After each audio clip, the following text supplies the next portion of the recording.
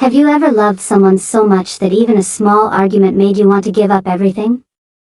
Sometimes, it's not because the love is gone, it's because you're simply tired of always trying to understand, to listen, to hold on to something that's supposed to be simple, connection.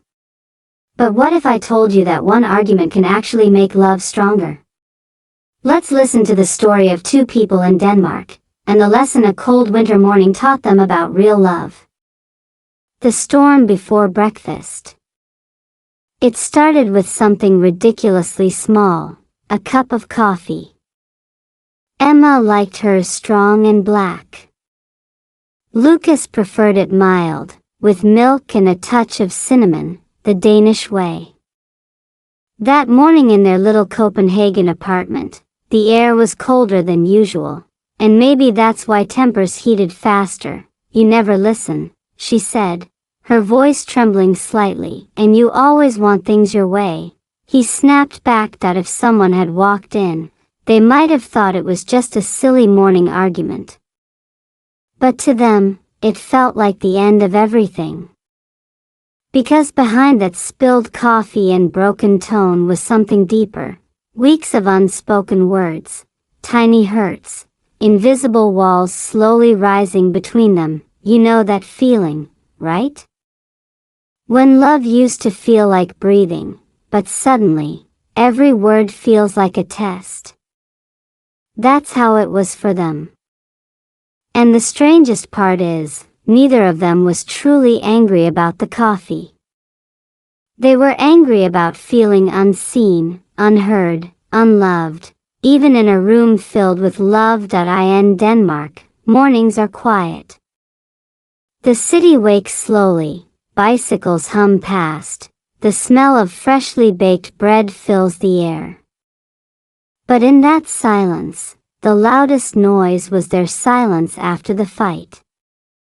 Lucas grabbed his coat and walked out into the frozen street, leaving Emma alone with the sound of the heating ticking. What neither of them knew was that this little storm before breakfast would become the turning point, the moment that cracked something open. Because sometimes, love doesn't fall apart when you argue.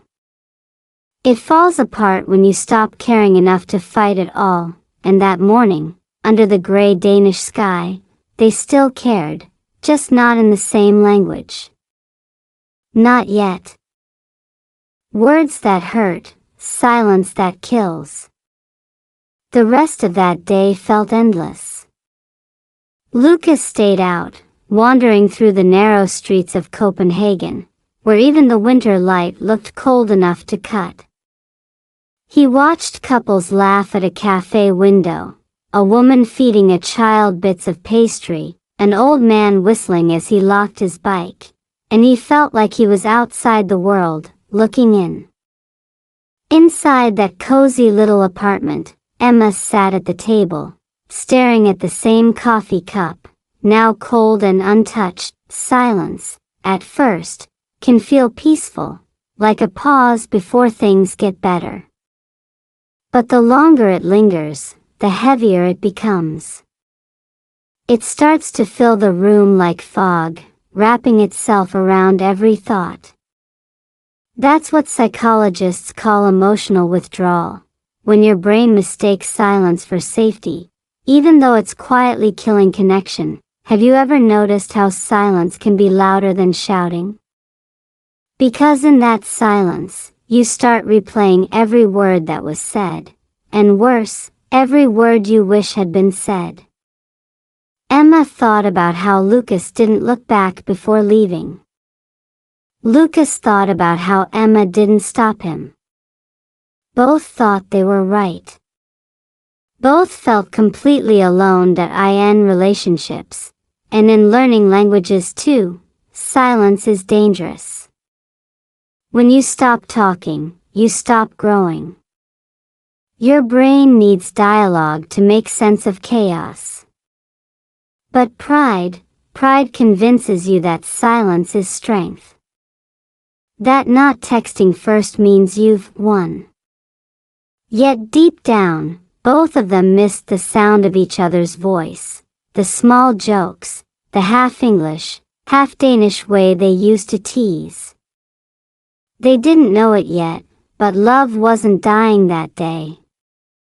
It was waiting for someone to break the silence first, because sometimes, the most powerful words in love aren't, "I love you." They're the ones you whisper after a long pause. "I'm still here." The invisible distance. The next morning, they moved around each other like ghosts, polite, careful, pretending not to care. Lucas made coffee again, this time quietly. He placed 2 cups on the counter, but didn't say a word. Emma glanced at them, then turned away.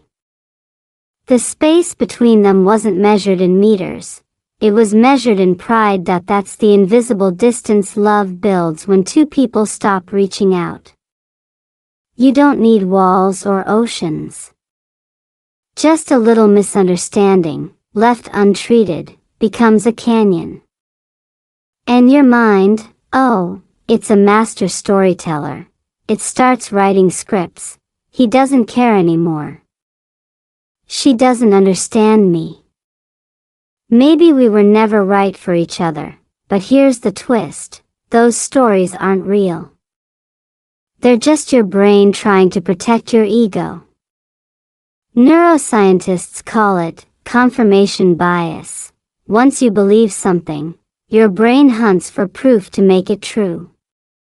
So if you think your partner doesn't care, you'll notice every tiny sign that confirms it, and completely miss the moments that prove the opposite. That morning, Emma thought Lucas's silence meant indifference. Lucas thought Emma's distance meant rejection. In truth, both were scared that one more word might make it worse.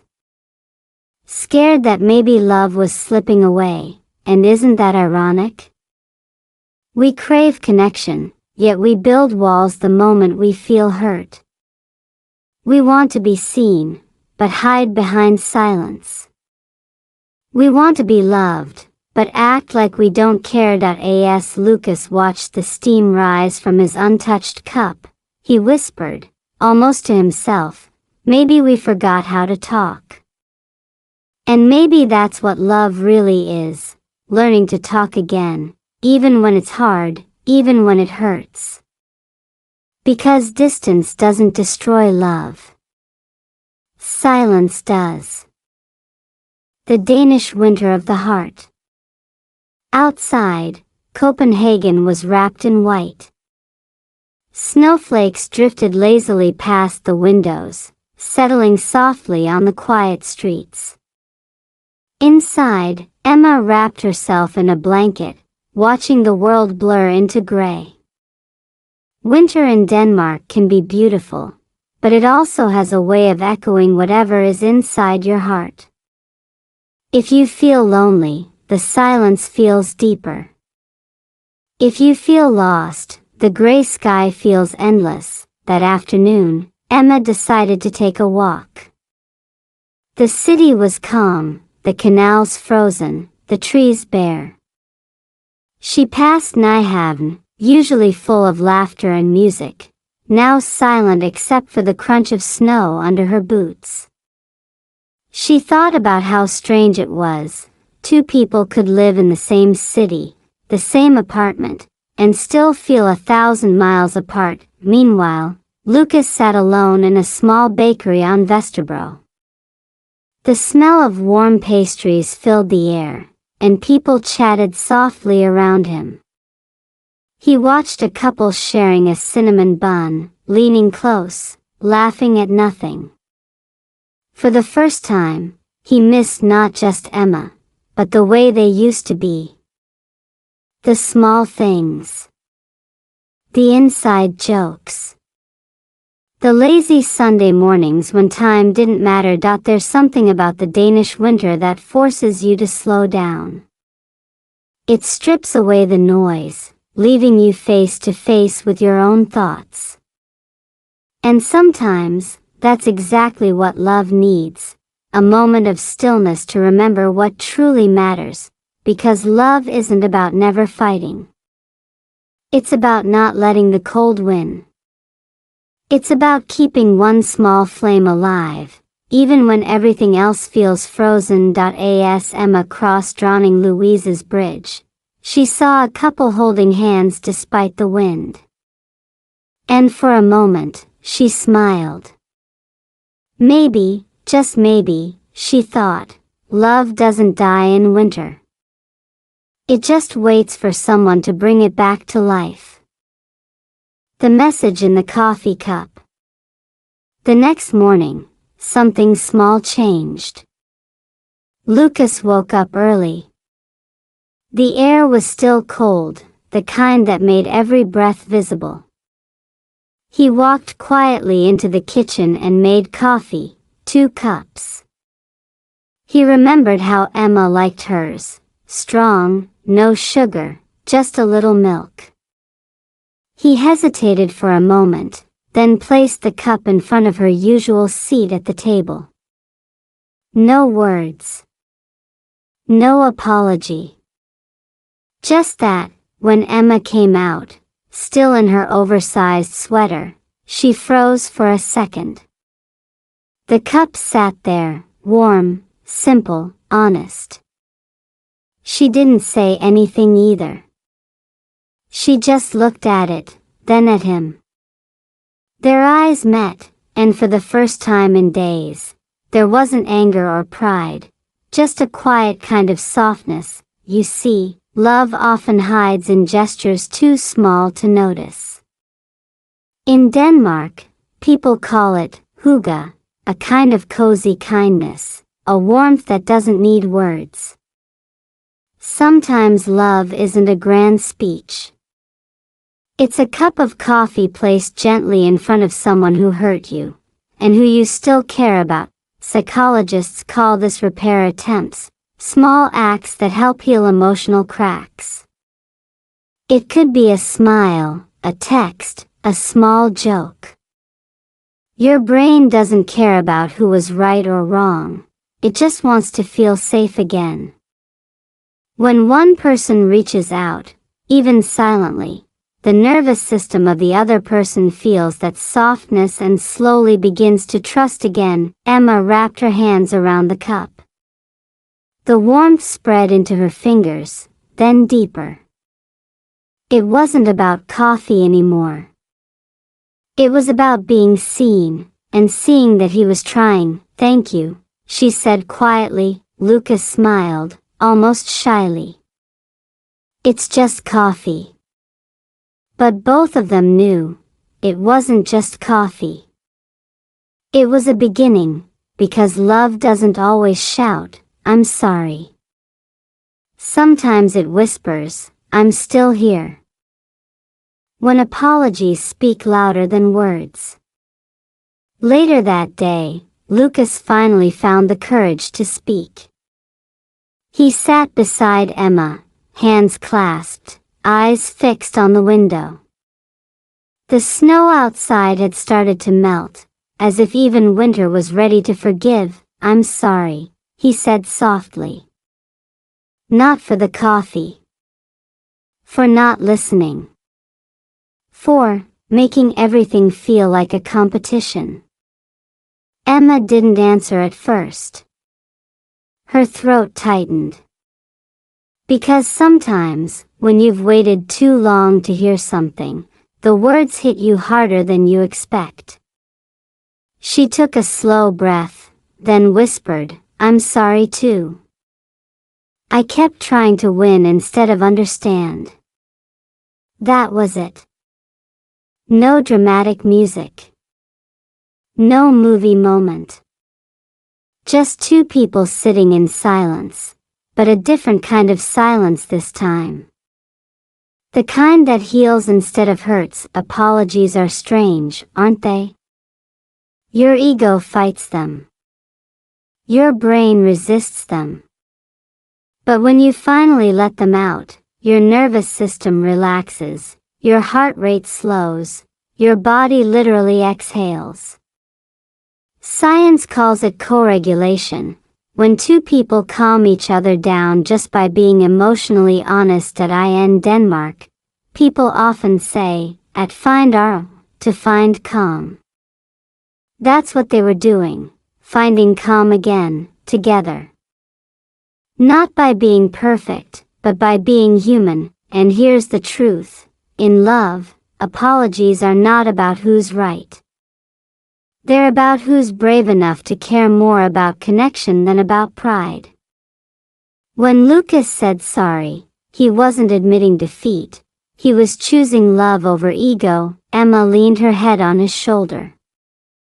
The world outside was still cold, but inside that little apartment, something had shifted.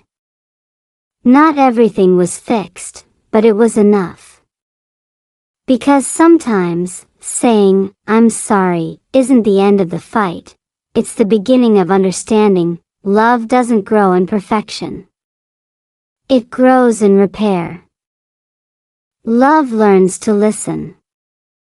Over the next few days, something gentle began to return. They talked more, not perfectly, not poetically, just honestly. Lucas started asking, how was your day, and actually listened to the answer. Emma, instead of jumping to defend, began to pause before reacting. It was like learning a new language, the language of listening, because love, just like English, isn't learned by memorizing phrases. It's learned through practice, patience, and mistakes. You can't master it by reading about it. You have to speak it, live it, feel awkward in it. And yes, sometimes you'll get it wrong. One evening, they went for a walk by the lakes in Copenhagen. The air smelled of snow and wood smoke. Lucas talked about his fear of failing at work. Emma admitted she often felt unseen, not because he didn't love her, but because she didn't know how to ask for what she needed. It wasn't dramatic, it was human, and that's when they realized something simple but profound. Listening isn't about waiting for your turn to speak. It's about understanding the world inside the other person's head. In Denmark, there's a quiet wisdom in the culture. People don't interrupt much. They let silence breathe. Maybe that's why love here grows differently. It learns to listen in the pauses, in the moments when words fall short. Psychologists say couples who feel heard are more resilient. Their arguments don't disappear, they just stop being battles. Instead of you versus me, it becomes us versus the problem. That night, Emma smiled and said, we're getting better at this, huh? Lucas laughed. At listening? She nodded. At loving. And maybe that's the truth we forget. Love doesn't need to be loud. Sometimes, the most beautiful sound in love is the sound of being understood. The lesson beneath the fight. Weeks later, when spring finally arrived in Copenhagen, the city felt alive again. Cafes spilling onto sidewalks, laughter floating through the streets, sunlight bouncing off the water. Lucas and Emma sat outside a small cafe, sharing one cinnamon bun, the way they used to before that cold morning. It wasn't a perfect relationship now. They still argued. Still misunderstood each other sometimes. But something had changed, not in what they said, but in how they listened, how they stayed, how they chose to come back even when it was easier to walk away. You see, that one fight, the one that started with coffee, had become a quiet teacher. It showed them that love isn't proven by never fighting. It's proven by how you fight, and how you heal afterward. Because every argument holds a mirror, it doesn't just show what's wrong between you, it shows what's unhealed within you. In psychology, They call it emotional mirroring. The person you love the most often reflects the parts of yourself you've ignored. Lucas had to face his fear of not being good enough. Emma had to face her need to control everything to feel safe. And once they saw that, the argument didn't feel like a failure anymore. It felt like growth. Sometimes love isn't two hearts beating as one. It's two people learning to dance even when they step on each other's feet. And real love? It's not about finding someone who never hurts you. It's about finding someone who's willing to repair what's broken. Together. As the Danish sun warmed their faces, Lucas raised his coffee cup toward her and said with a grin, "To fighting, and surviving it." Emma laughed, clinking her cup to his. "To loving, and learning from it." Because in the end, one fight didn't destroy them. It taught them how to love better.